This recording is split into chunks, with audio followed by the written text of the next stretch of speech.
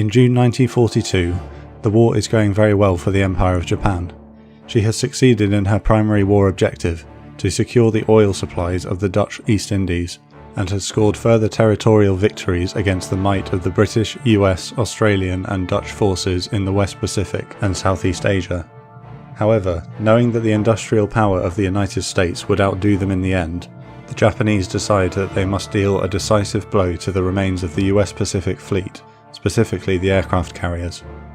The threat to Midway, a US Navy submarine mounting station for operations in the Pacific, would hopefully draw the US Pacific Fleet out of Pearl Harbor to fight, ending in its defeat.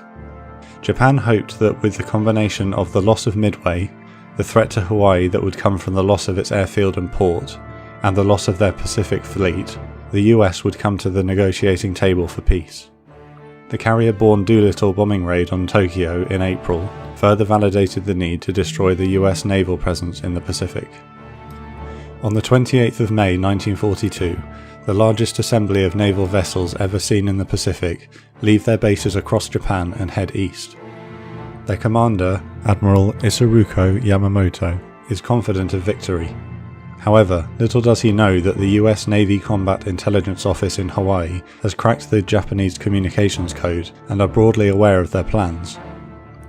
US Fleet Admiral Chester Nimitz has been alerted to the possible attack on Midway almost a month before the Japanese even set sail, and is assembling his defence. He deploys Task Forces 16 and 17, who under Admiral Halsey had executed the daring bombing raid on Tokyo a month before, to the northeast of Midway to lie in wait. Heavily damaged at the Battle of Coral Sea, the aircraft carrier USS Yorktown limps back to Pearl. She needs more than 2 weeks of repairs, which would put her out of action for the coming battle. But Nimitz is desperate for every carrier he can muster. 1,400 dockyard workers move into the ship en masse and labour around the clock. Miraculously, she is patched up to battle-ready condition and puts back to sea in just 72 hours. Yorktown sets sail with her escort fleet to meet with Task Forces 16 and 17. The US defence of Midway comprises 3 carriers carrying 233 aircraft, 8 cruisers, 15 destroyers, 16 submarines, and 127 land-based aircraft on Midway itself. The Japanese naval force heading towards Midway comprises 4 carriers, commanded by Vice Admiral Nagumo, 2 battleships, 7 cruisers, 14 destroyers, and 276 naval aircraft. Near them sails a transport fleet carrying the amphibious troops that would take Midway.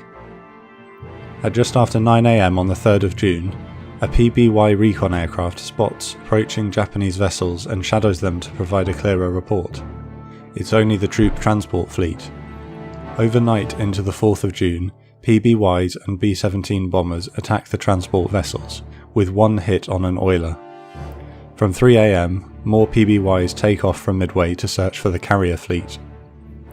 At 4:30 AM, the Japanese first strike wave begin to launch into the night sky from carriers Akagi, Kaga, Hiryu and Soryu. First are the 36 Mitsubishi Zero fighters, providing air protection for the attacking force. Second come 36 Aichi Val dive bombers, followed by 36 heavier Nakajima Kate level bombers. A further 9 Zeros take off from Kaga to provide air cover to the fleet itself, and reconnaissance aircraft launch to conduct 300-mile search patterns. At 5:34 AM, a PBY reports sighting a carrier. The defending aircraft on Midway are ready to launch with engines started. Using cloud to evade anti-aircraft fire and Zeros, the PBYs report a further sighting at 5:52 of 2 carriers. Minutes later, Midway's radar station detects a large formation of incoming Japanese aircraft at 93 miles and 11,000 feet. The air raid sirens wail into life, and Marine Buffalo and Wildcat fighters are scrambled to meet the raiding force of 108 aircraft. Next up are the 16 Dauntless and 11 Vindicator dive bombers, followed by 6 Avenger torpedo bombers and 4 B-26 Marauders. Many of the aircraft launched are considered obsolete. The 37 bombers make course for the Japanese carrier group unescorted. The US fighters have gained height advantage over the incoming Japanese, and at 6:16 AM dive on the bombers. The superior Zeros move in and engage the Buffaloes and Wildcats. During a confused few minutes of dogfighting, the Zeros maul the American fighters, shooting down 13 Buffaloes and 2 Wildcats. The Marine pilots have put up a gallant fight against hopeless odds, with Japanese reports later overestimating their numbers, but their obsolete aircraft are just no match for the Zeros. Nearly unscathed from the attack, the Japanese attack Midway. With a lack of aircraft targets on the ground, the level-bombing Kates hit the island's oil tanks and the AA installations that are putting up a vicious wall of fire to meet them. The dive-bombing Vals attack hangars, supporting installations, and the powerhouse. The main hangar erupts in flame. Having dropped their fuel tanks, the Zeros conclude the attack with strafing runs on remaining AA weapons. 13 minutes after the explosive attack began, the raiders withdraw. At 7 AM, the Japanese raid commander sends a message back to the fleet that a second raid will be required to fully neutralise the base. They haven't disabled the runway, nor knocked out heavier defensive weaponry that would later be used on amphibious troops. Over at Task Forces 16 and 17, Admiral Fletcher orders USS Hornet and Enterprise to begin launching their air wings. This is much earlier than planned, but he is keen to hit the Japanese carriers at their most vulnerable point, just after the air wings have returned from their raid on Midway, and while they are refueling and rearming. As only 2 of the 4 enemy carriers have been spotted, he holds launching Yorktown's air wing for another hour and a half. The B-26s and Avengers are the first to attack the Japanese carriers. Zeros fall on the Avengers as they brave the wall of AA fire to launch their torpedoes against Hiryu. They all miss owing to evasive manoeuvring by the carrier, and 5 of the 6 Avengers are destroyed. The 4 B-26s follow. One is shot down on its run-in, and another receives crippling AA damage, resorting to an attempted suicide attack on the Akagi. It narrowly misses the bridge containing the carrier group's commander Vice Admiral Nagumo, and crashes into the sea. 2 torpedoes are released but miss, and the surviving 2 bombers make for home. An ambiguous message comes into Nagumo from a recon plane that 10 US surface ships have been spotted north of Midway. While reflecting on what to do with this information, at 7:48 AM the next US wave arrives. The Zeros tear into the 16 Dauntless dive bombers and shoot down 8 as they run in at a shallow angle towards the Hiryu. This unorthodox and inaccurate angle of attack is chosen because of the inexperienced pilots. All 8 remaining aircraft drop their bombs and miss. 15 B-17 heavy bombers that had earlier taken off to attack the transport force has been rerouted to join the attack on the carriers, and arrive at 8:10 AM at 20,000 feet. The carriers perform evasive manoeuvres as the bombers release their ordnance. It is not surprising that all of the bombs dropped from such a high altitude miss. Finally, the 11 Vindicators arrive and are greeted by another ferocious attack by the defending Zeros. The flight's commander decides not to press on towards the carriers, but instead to attack the nearby battleship Haruna. Again, all bombs miss for the loss of 3 Vindicators. As the Midway first strike wave aircraft begin to return to his carriers, Nagumo can't help but think that the morning action has been a clear victory for his forces. Morale in his fleet is high. They no longer fear the American attack because the raids so far have been weathered so easily with minimal damage sustained against their vessels. However, he's now received a more definite report from his recon planes. The report says that the US vessels spotted earlier are accompanied by a single carrier. He realises that this is his chance to inflict a decisive blow to the US Pacific Fleet that they desire, and orders his aircraft re-equipped with torpedoes and ship strike bomb fuses. The fleet changes course towards the Americans. A single carrier should be a simple target to destroy. He needs 45 minutes to rearm and refuel his Midway strike aircraft. Little does Nagumo know, the air wings of Enterprise, Hornet and now Yorktown are approaching. Such was the need for urgency to launch the strike, most US aircraft did not form up over the carriers, but headed straight out on takeoff.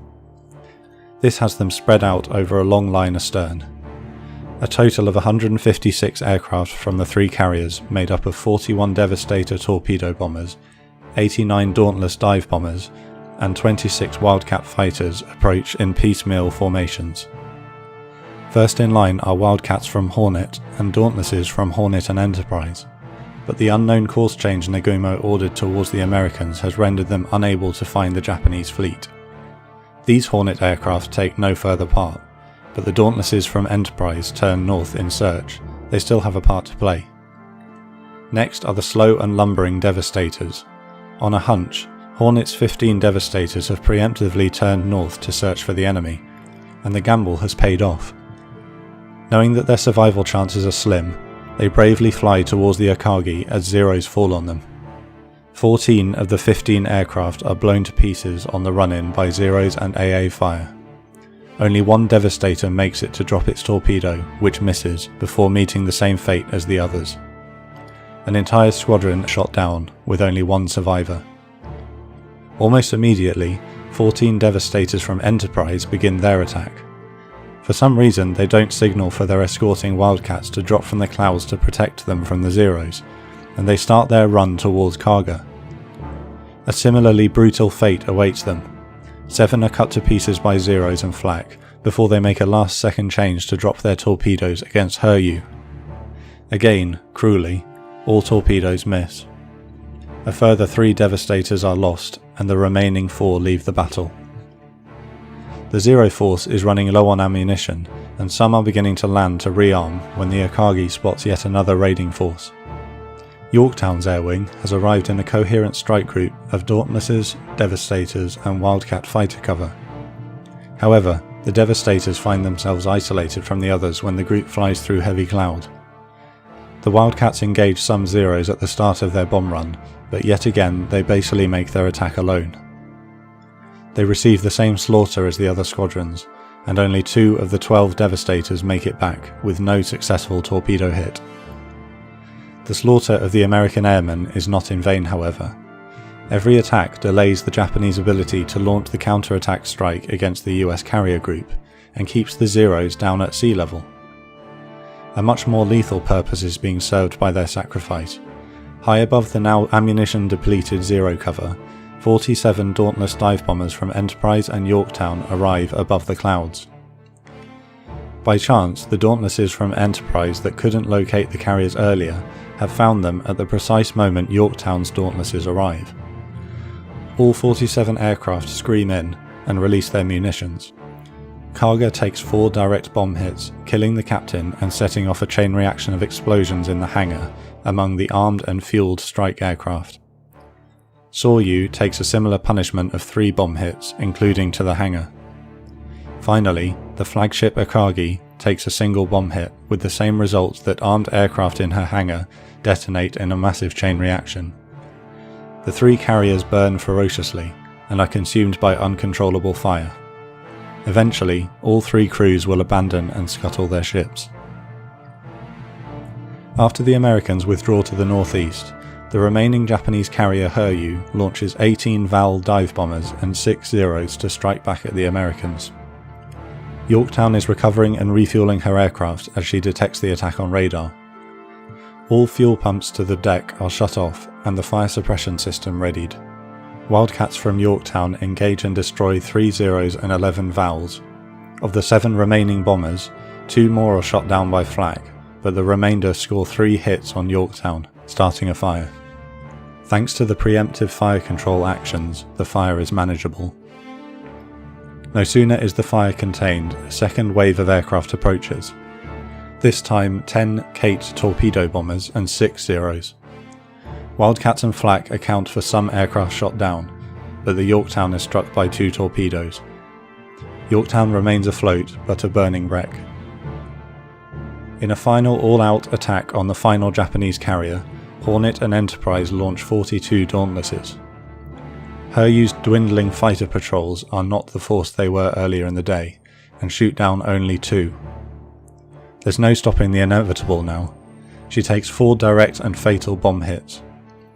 Her fate is sealed, and she will sink the following morning. 2 days later, destroyer USS Hammond is taking part in salvage efforts to save Yorktown. A Japanese submarine infiltrates the protective cordon and launches a deadly salvo of torpedoes against the 2 ships. They both sink. The battle is a clear victory for the Americans. In the 4 lost carriers, Japan has lost her most potent offensive force.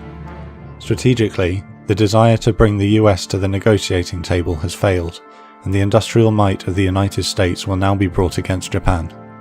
The battle sees the loss of the offensive initiative for Japan, and she will not regain it.